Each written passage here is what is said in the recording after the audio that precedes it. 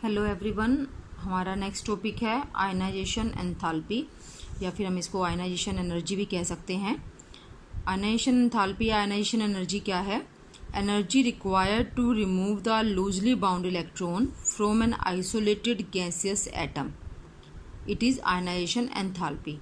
अब आपको ये तो पता है कि जब एक एटम में से एक इलेक्ट्रॉन निकाल लेते हैं तो उससे कैटायन बन जाता है, एक धन आयन बन जाता है। लेकिन उसमें क्या क्या प्रोसेसेस होते हैं, क्या उसमें एनर्जी उससे रिलेटेड है, उसके बारे में कभी आपने बात नहीं की, ना ही आपने कभी सुना होगा। तो ये अब उसी से रिलेटेड है कि जब एक कैटायन बनता है, इलेक्ट्रॉन रिमूव होता है, तो क्या कंडीशंस हैं जो कि रिक्वायर्ड होती हैं, क्या एनर्जेटिक्स क्या है उसके पीछे, एनर्जी चेंजेस क्या हैं जो उससे रिलेटेड हैं, वो अब आयनाइजेशन एंथैल्पी से हम पढ़ेंगे। एक आइसोलेटेड गैसियस एटम से लास्ट का जो लूजली बाउंड इलेक्ट्रॉन है, लूजली बाउंड इलेक्ट्रॉन वही होता है कि जो कम उससे अटैच्ड है न्यूक्लियस से, ठीक है। लूजली बाउंड इलेक्ट्रॉन को रिमूव करने के लिए जो एनर्जी रिक्वायर्ड है, जो एनर्जी चाहिए, that is known as ionization enthalpy, ठीक है। इट इज रिप्रेजेंटेड एज, ये या तो इस तरह से हम रिप्रेजेंट कर सकते हैं डेल्टा आई एच, या सिंपली हम इसको आई ई भी लिख सकते हैं। और क्योंकि ये एनर्जी है so its units are kilo joule per mole, ठीक है। तो इसके लिए दो कंडीशंस हैं, जब भी इसमें से हम इलेक्ट्रॉन रिमूव करना है हमें एटम में से, तो उसके लिए दो कंडीशंस हैं। एक तो ये है कि atom should be isolated, means वो सिंगल होना चाहिए। आइसोलेटेड मीन्स सिंगल होना चाहिए, note in form of A molecule, यानी कि वो एक मोलिक्यूल में बंधा हुआ नहीं होना चाहिए। जैसे कि अगर हम हाइड्रोजन में से हमें एक इलेक्ट्रॉन निकालना है तो वो हाइड्रोजन ऐसे सिंगल हाइड्रोजन एटम इस तरह से होना चाहिए, ठीक है, ना कि H2 की फॉर्म में। इसमें से इलेक्ट्रॉन हम नहीं निकाल सकते, जबकि हम H में से आसानी से निकाल सकते हैं।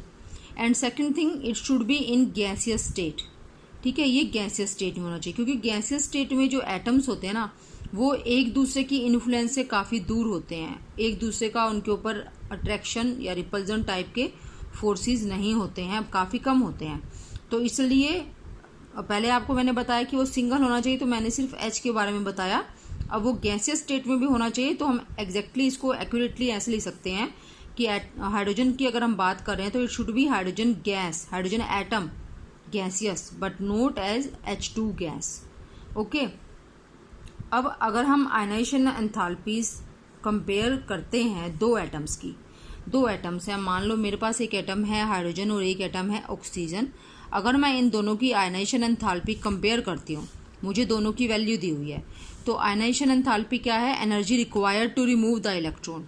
तो जिसकी आयनाइजेशन एंथैल्पी ज़्यादा होगी, मीन्स ज़्यादा एनर्जी चाहिए उसमें से इलेक्ट्रॉन को निकालने के लिए, ठीक है। तो वहाँ से हमें ये पता चल जाता है कि जो इलेक्ट्रॉन को लूज करने की टेंडेंसी है एटम्स की, वो कितनी है, कौन आसानी से लूज कर सकता है और कौन आसानी से लूज नहीं करेगा। हम कंपेयर कर सकते हैं दो एटम्स को उनकी आयनाइजेशन एंथैल्पी के बेस पर कि their relative tendency to lose electron, ठीक है, उनके इलेक्ट्रॉन छोड़ने की आपेक्षिक प्रवृत्ति का हम अंदाजा लगा सकते हैं कि कौन दूसरे की अपेक्षा आसानी से इलेक्ट्रॉन लूज कर देगा। फॉर एग्जाम्पल लिथियम और बेरिलियम की मैंने यहाँ आयनाइजेशन एंथैल्पी लिखी है। तो बेरिलियम की आप देख रहे हो कि काफ़ी ज़्यादा है लिथियम से, इट मीन्स बेरिलियम में से इलेक्ट्रॉन रिमूव करना काफ़ी मुश्किल है। Its tendency to lose electron is very less than that of lithium, ठीक है। तो अब जो आयनाइजेशन एंथैल्पीज हैं, they are named as first ionization enthalpy, second ionization enthalpy, third ionization enthalpy, इस तरह से, ठीक है। तो ये ऐसा नाम क्यों? क्योंकि आप ये पढ़ोगे कहीं ना कहीं कि इसकी फर्स्ट आयनाइजेशन एंथैल्पी ये है या सेकंड ये है, तो आपको उसका मीनिंग पता होना चाहिए। फर्स्ट आयनाइजेशन एंथैल्पी का मतलब है कि आप जब एक एटम में से पहला इलेक्ट्रॉन रिमूव कर रहे हो तो कितनी एनर्जी रिक्वायर्ड है, that is first ionization enthalpy. अगर आप एक आइसोलेटेड गैसियस एटम में से सेकंड इलेक्ट्रॉन रिमूव कर रहे हो, एक रिमूव कर चुके हैं हम, यानी कि ये वाला जो फर्स्ट आयनाइजेशन एंथैल्पी लगाने के बाद जो हमारे पास 1 पॉजिटिव कैटायन आया या 1 पॉजिटिव आयन आया, उसमें से जब हम सेकंड इलेक्ट्रॉन रिमूव करते हैं, लूजली बाउंड सेकंड इलेक्ट्रॉन हम रिमूव करते हैं, तो जो एनर्जी रिक्वायर्ड है that is second ionization enthalpy. और सेकंड आयनाइजेशन एंथैल्पी लगाने के बाद जो हमें मिलेगा वो होगा 2 पॉजिटिव आयन, ठीक है। और अगर हम उस 2 पॉजिटिव आयन में से एक और इलेक्ट्रॉन रिमूव करते हैं तो जो एनर्जी रिक्वायर्ड है that is third ionization enthalpy. तो इसको हम एग्जांपल से समझ सकते हैं। जैसे ये देखिए एग्जांपल है एल्यूमिनियम का। एल्यूमिनियम में से हमने एक इलेक्ट्रॉन रिमूव कर लिया तो ये बन गया एल्यूमिनियम 1 पॉजिटिव आयन। तो the energy required was first ionization enthalpy. फिर इस फर्स्ट 1 पॉजिटिव आयन से जब हम सेकेंड इलेक्ट्रॉन रिमूव करते हैं तो जो एनर्जी रिक्वायर्ड है that is second ionization enthalpy. तो आयन जो बनेगा वो होगा एल्यूमिनियम 2 पॉजिटिव, क्योंकि 1 पॉजिटिव में से आप इलेक्ट्रॉन निकाल रहे हो तो ये 2 पॉजिटिव, और फिर 2 पॉजिटिव में से आप एक और इलेक्ट्रॉन रिमूव करते हो that is 3 positive and the energy involved is energy required is third ionization enthalpy. यहाँ पर आपको एक चीज ध्यान रखनी कि फोर्थ आयनाइजेशन एंथैल्पी नहीं होती है। एक्चुअली थर्ड भी काफी मुश्किल होती है, थर्ड इलेक्ट्रॉन रिमूव करना भी काफी मुश्किल है। हर बार से आप फर्स्ट रिमूव करते हो वो फिर भी ईजियर है, सेकेंड रिमूव करना थोड़ा मुश्किल है और थर्ड रिमूव करना काफ़ी ज़्यादा मुश्किल है। ठीक है, चाहे ये रिमूव कर देते हैं इलेक्ट्रॉन लेकिन ये कंपैरेटिवली इससे ज़्यादा होती हैं फर्स्ट से सेकंड, सेकंड से थर्ड, लेकिन फोर्थ नहीं होती है बिकॉज टू लूज 4 इलेक्ट्रॉन्स और to gain 4 electron both are energetically not supported. अगर हम एनर्जी के पॉइंट ऑफ व्यू से देखें तो वो दोनों पॉसिबल नहीं है, 4 इलेक्ट्रॉन्स रिमूव करना किसी एटम में से या किसी एटम को 4 इलेक्ट्रॉन्स देना। ठीक है, तो value of ionization enthalpy is always positive, क्योंकि जब एनर्जी चाहिए आपको, किसी सिस्टम को आप दे रहे हो तो एनर्जी पॉजिटिव में लिखी जाती है, इसलिए डेल्टा एच यानी कि delta I H will be positive. ठीक है, energy should be supplied to them, और अगर एनर्जी रिलीज होती है किसी सिस्टम से तो हम उसको नेगेटिव के साथ शो करते हैं। ठीक है, तो यहाँ पर मैंने वही बताया आपको जो यहाँ बताया था कि third ionization enthalpy is greatest of these 3। तो ऐसा क्यों है, तो अब हम इसको समझते हैं। मैं आपको सेकंड के लिए समझा देती हूँ, उसी से आपको थर्ड भी क्लियर हो जाएगा। When we remove second electron from a positive ion, जैसे मान लो ये 1 पॉजिटिव आयन बना था, इसमें से आप सेकंड इलेक्ट्रॉन रिमूव कर रहे हो, ठीक है, इसमें से, तो क्या होता है, क्या फैक्टर्स हैं जो इस पर अफेक्ट डालते हैं अपना। पहला है इफेक्टिव न्यूक्लियर चार्ज। तो हमें पता है इफेक्टिव न्यूक्लियर चार्ज को हम Z इफेक्टिव से शो करते हैं। Effective nuclear charge for cation is more and outermost electrons experience more attraction towards nucleus due to small size and greater effective nuclear charge. ये आप atomic size या atomic radius जब हमने जिस last video में हमने किया था उसमें आप ये कर चुके हो। ठीक है, उसमें आपने पढ़ा था कि जो कैटायन है उसका साइज नॉर्मल जिस एटम से ये बना है पेरेंट एटम से छोटा होता है।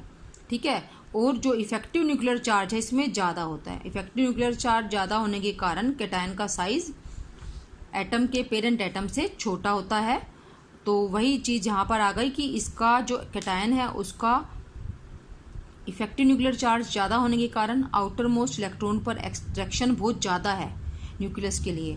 अगर एक चीज़ जो है पॉजिटिव चार्ज से अगर इलेक्ट्रॉन यहाँ पर है या यहाँ पर है, ठीक है, अगर ये यहाँ था, एटम की बात करें अगर हम, तो एटम में ये इलेक्ट्रॉन यहाँ था तो एक इलेक्ट्रॉन को रिमूव करना थोड़ा सा ईजी था क्योंकि ये दूर था।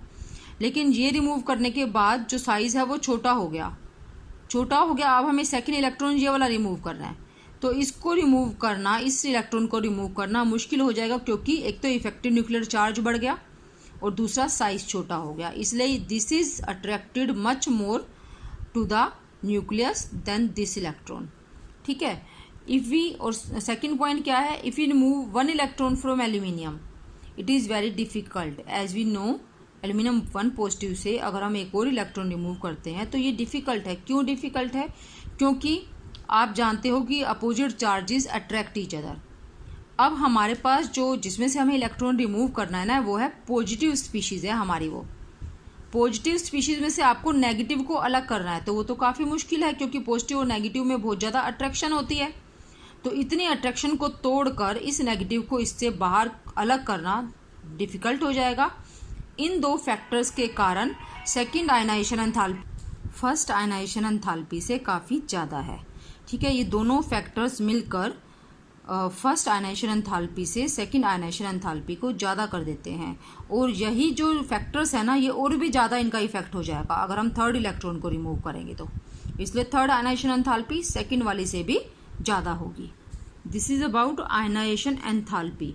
और आप सिर्फ इस एग्जाम्पल से कि जो रिलेशनशिप मैंने आपको बताई first second and third ionization enthalpy से, इससे आपको कुछ कुछ समझ आ जाएगा कि जब हम इलेक्ट्रॉन को रिमूव करते हैं आउटर मोस्ट शेल से, जो लूजली बाउंड शेल है उससे इलेक्ट्रॉन को रिमूव करते हैं, तो क्या फैक्टर्स हैं जो उस रिमूवल को गवर्न करते हैं।